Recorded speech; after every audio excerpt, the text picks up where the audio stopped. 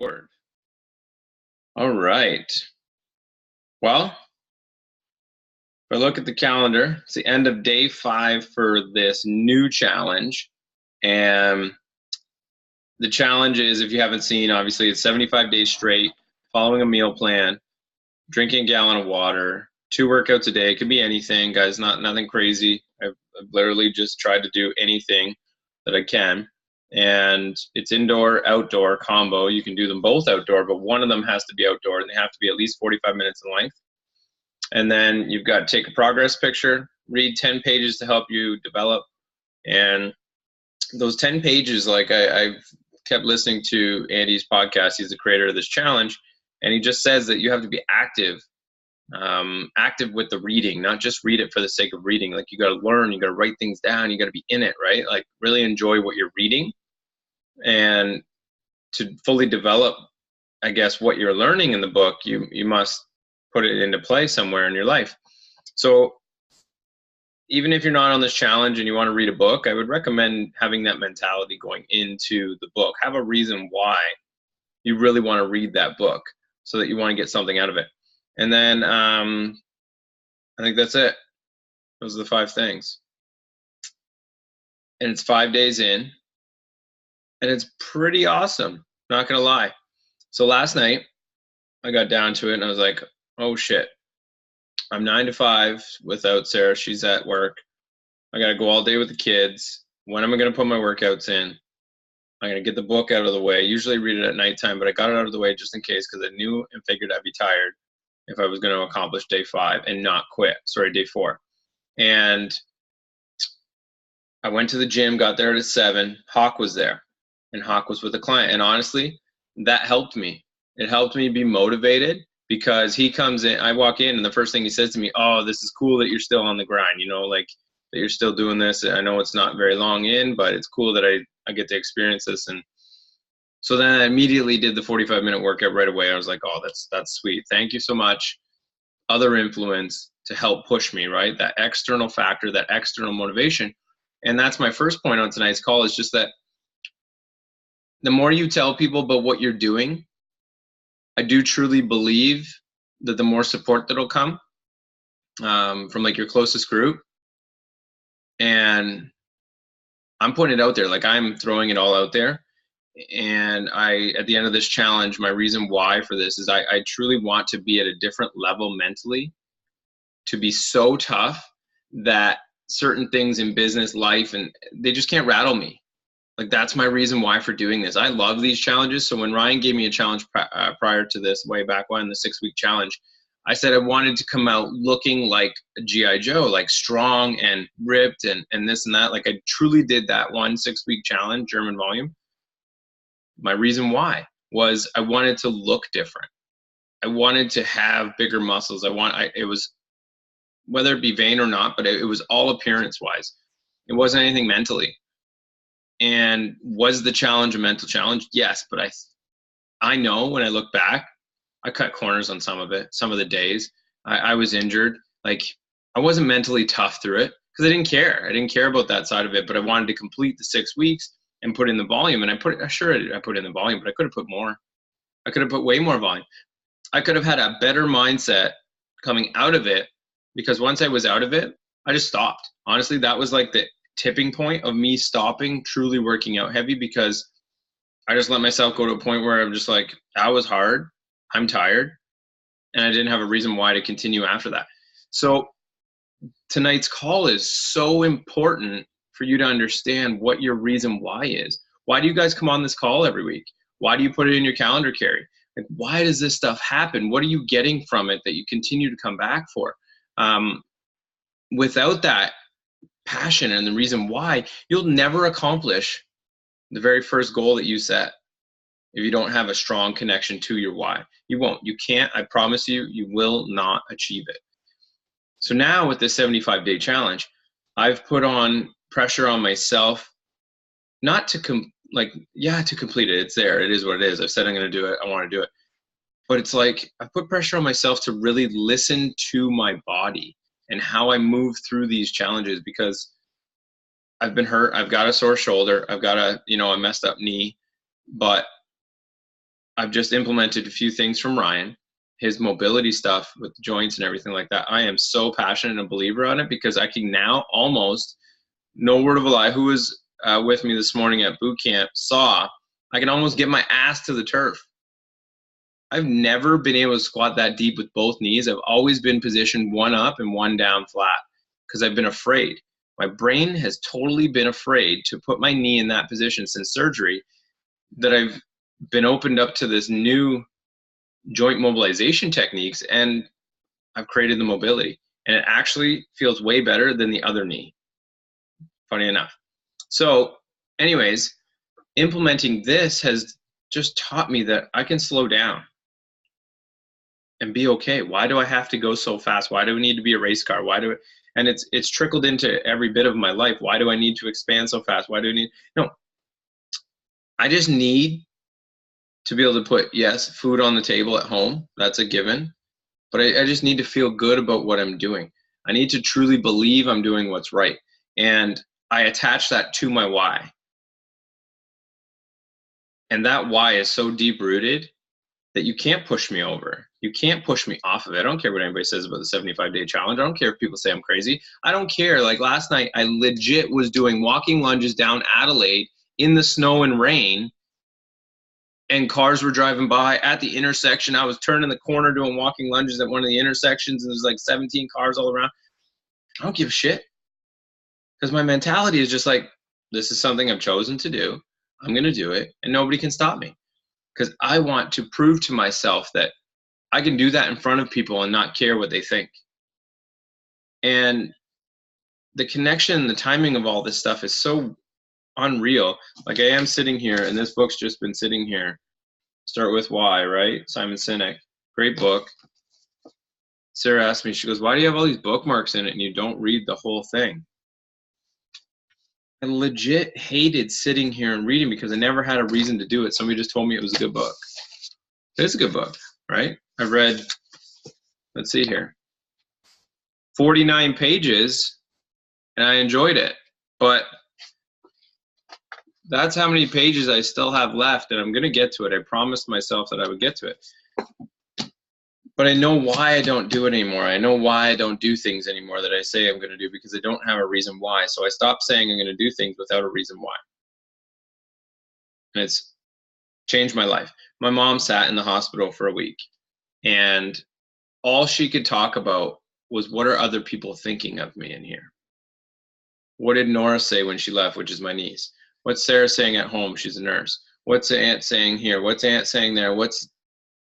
I said, the only thing we're saying is, I hope you get better. That's what everybody is saying.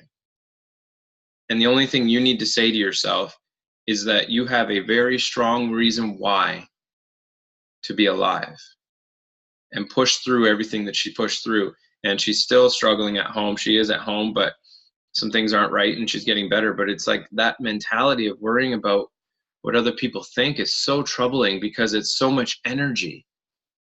It takes everything out of you. And for what? That person is not going to be with you when you go in the ground, I promise you.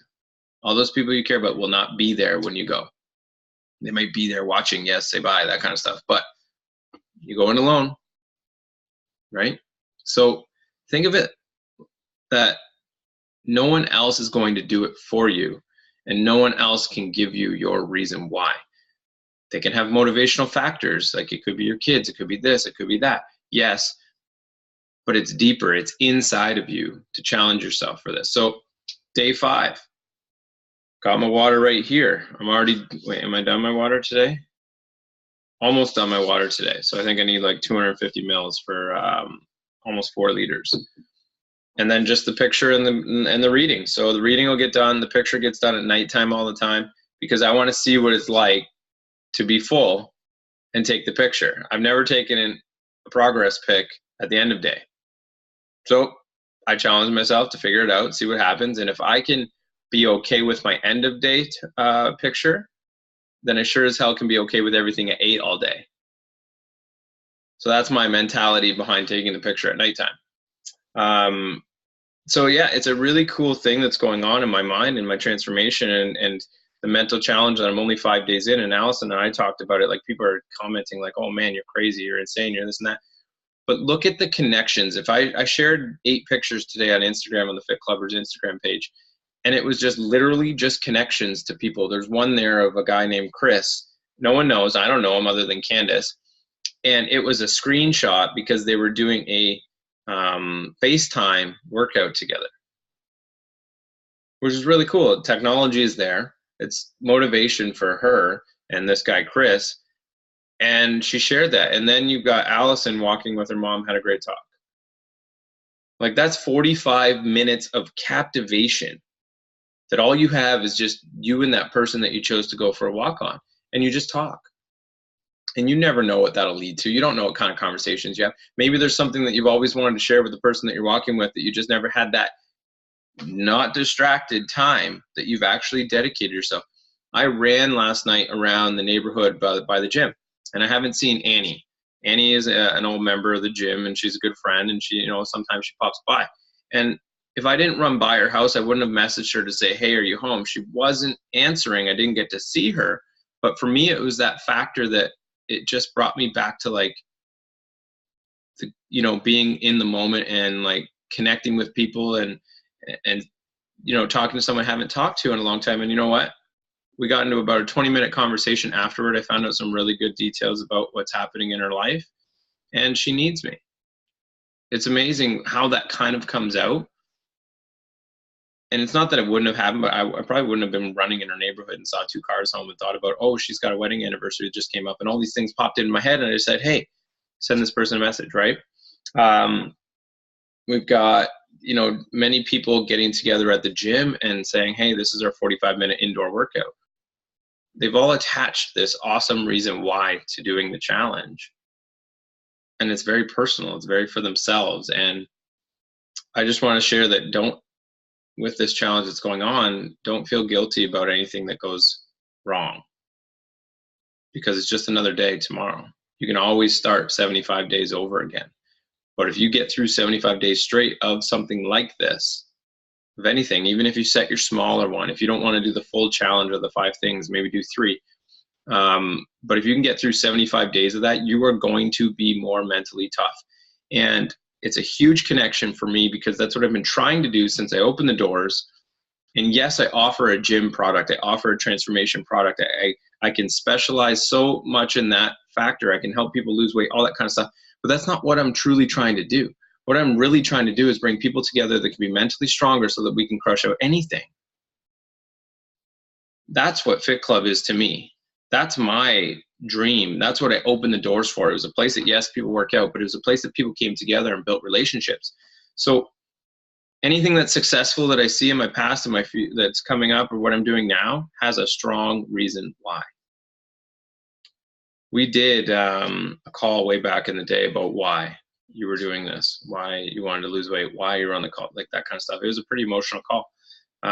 There's a lot of whys in the, some people said, oh, I don't want to have a heart attack. I want to be there for my son. I want this, I want that.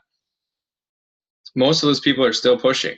Most of those people are still pushing. And I can guarantee you, if we went back and re-listened to it again, I've asked people to do that once. If we went back and re-listened to the people that didn't have a strong reason why, they probably aren't the ones that are still here.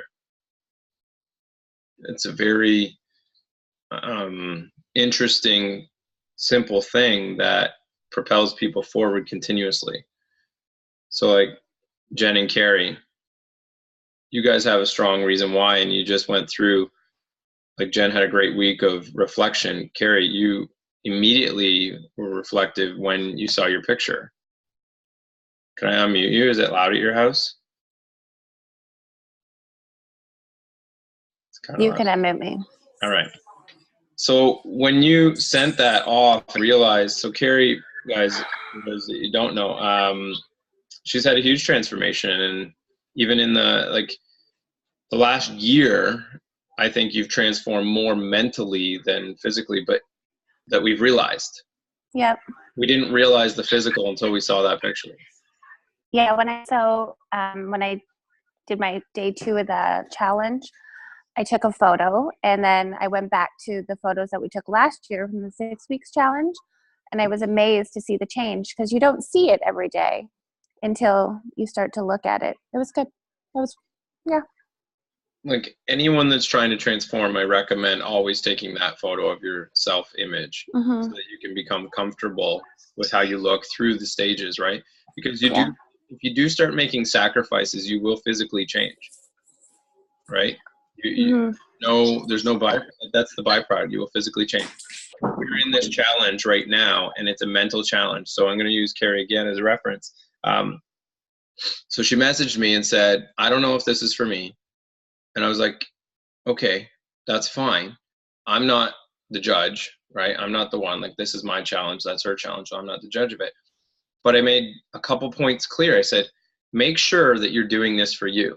And then Carrie said, well, I didn't get my workout in and I didn't get my photo. I said, so you mean to tell me you didn't get 45 minutes and 1 second in on this whole day, and you're unsure if you want to continue or not? So I said, get your ass in front of the TV, do your stretch mobility session. It still counts, because that it can be anything, and take the picture just in case you didn't want to quit tomorrow when you woke up, because then you wouldn't feel as bad, right? So it's that little push, and it's that mental, that's that voice, because it's a voice in your head for whatever reason gets in there, and it steals your momentum, it steals your fire, it takes a bit away from your reason why. So that's your cue to reconnect to why you've done something or chosen to do something. And now you're feeling great, right? Like, now I'm going to unmute you again. Oh, didn't work. There you are. Yeah. Now you're feeling great about it, right? That simple minute of conversation turned your whole day around, your whole night around. And then, as far as I know, you're doing just fine. Yep. No, I ended up doing day 3. I cracked yesterday and had cake at the first birthday party, but I didn't feel guilty about it either, because I thought about my why and what's important to me. So yeah. So And I haven't, today's day 1? I didn't start today. I haven't decided if I'm going to restart day or what I'm going to do. I am thinking it through though. I've been on her all day just to decide if it's day 1 or if it's day not going to do it. And it's just to force a decision and to gut check yourself as exactly what you're doing. Why is your reason? Is your reason strong enough? Is it something you actually want to do? So it's very cool what I'm seeing through this challenge. And it's not that I don't recommend it. I want you to seriously make considerations to do something like this, because it can be extreme if you choose to, and it can be very easy, right? So some of the points that I've been listening to on the podcast to talk about it, and he says, Andy, the creator, he's Andy Frisella, just this guy that owns a supplement company in the United States, big CEO, very successful, all that kind of stuff. But he said, I've been working 20 years to try to create a formula that people can actually deploy to become mentally tough. Because we read about it all the time, but no one ever tells you how to get it, how to become tougher. You have to find it out on your own with books like this, but that don't tell you really why or how, right? They just give you novel ideas of what they thought about and how they got through it. And if the book actually tells you how, then that's a great book to have, right?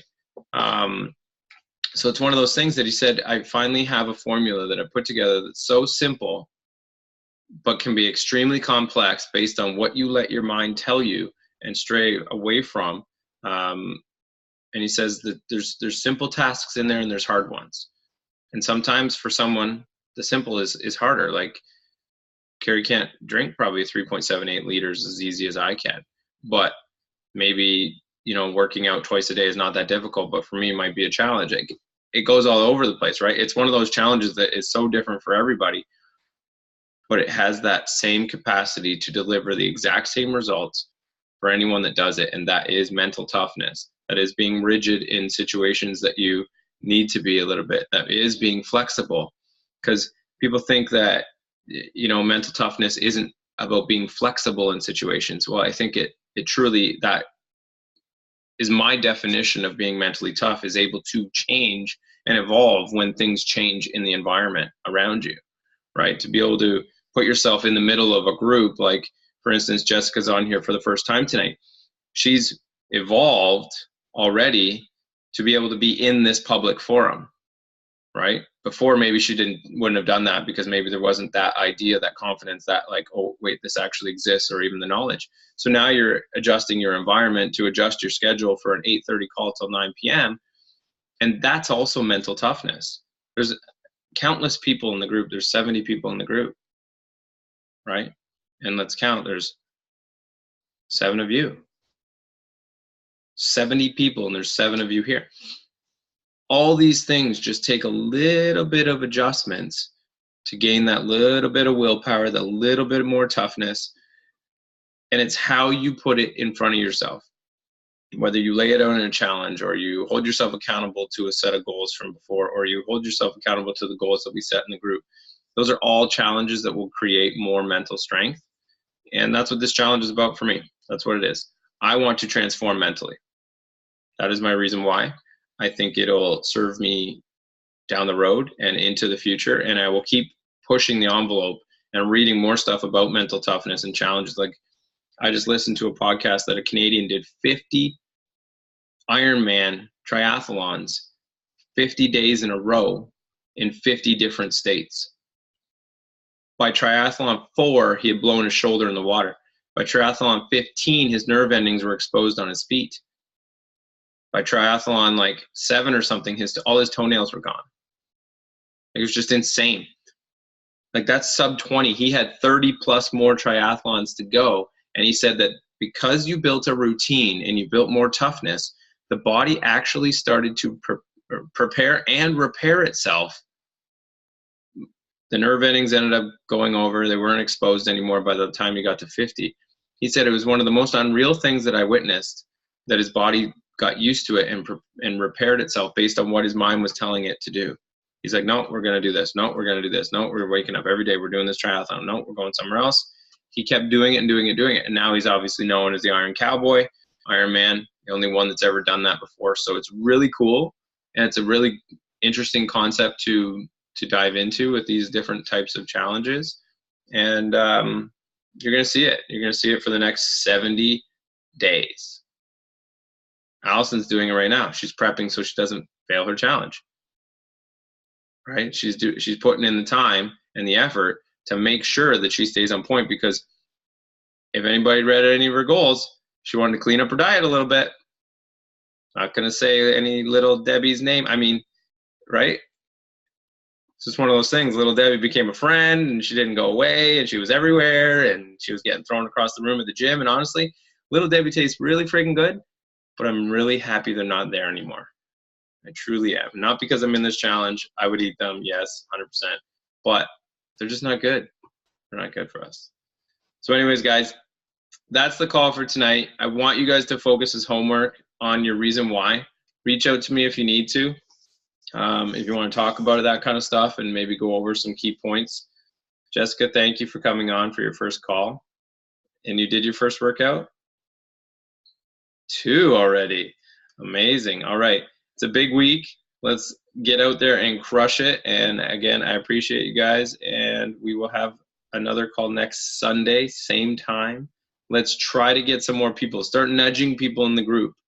Okay. Go through the members list. I think you can see the members list, right? Yeah.